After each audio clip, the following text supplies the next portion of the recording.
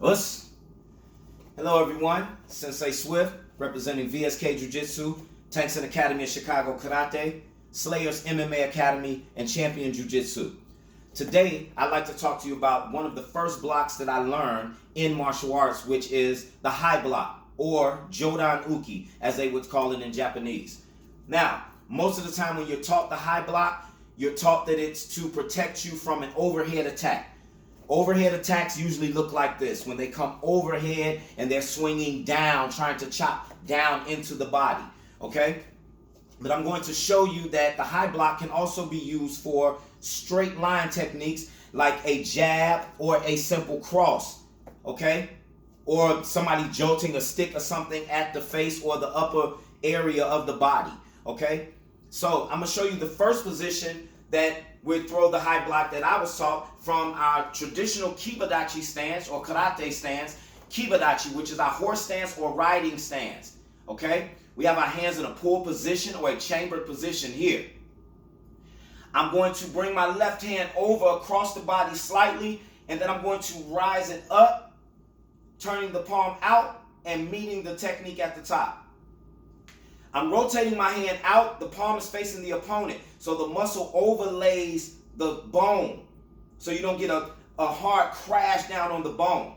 Notice that my bicep is closest to my ear, it's not touching my ear, and then the block is not laying on the head to take the impact of the technique, okay? So again, from this position here, as I execute the block, I'm turning shift here and I'm rising, block, shift, block, shift, block, block. Now, movement fast looks like so. High block, high block, high block, high block. Notice the slant I have. So when I meet the technique, then I can possibly roll the arm down and strike, or meet the technique, turn the hip and strike, okay?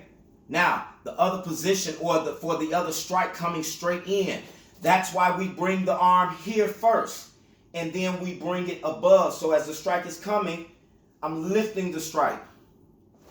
Here, here.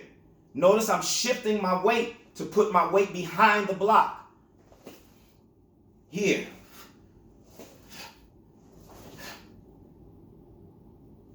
Most people, you can practice it from this position. This is just to understand it and learn it better, okay?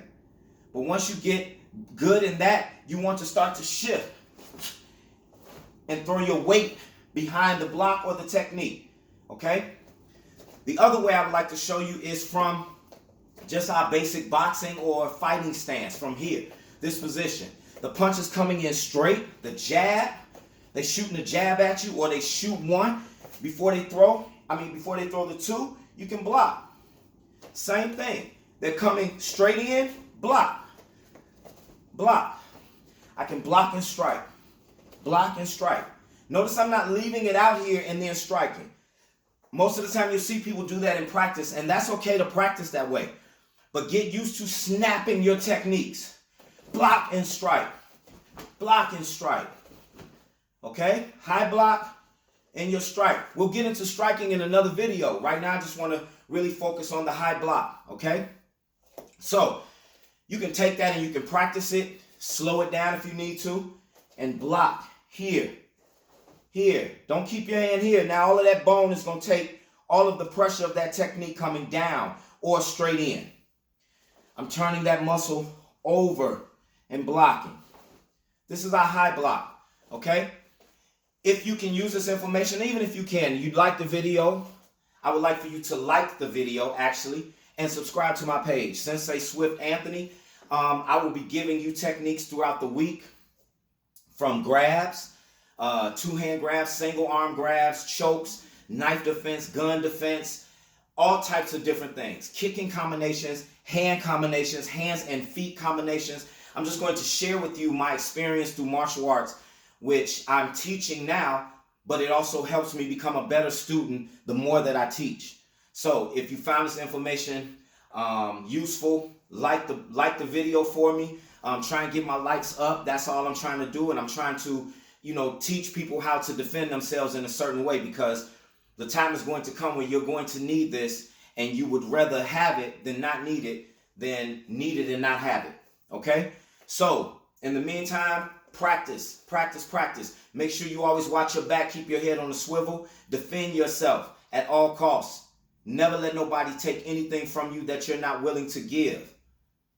This is Sensei Swift signing off.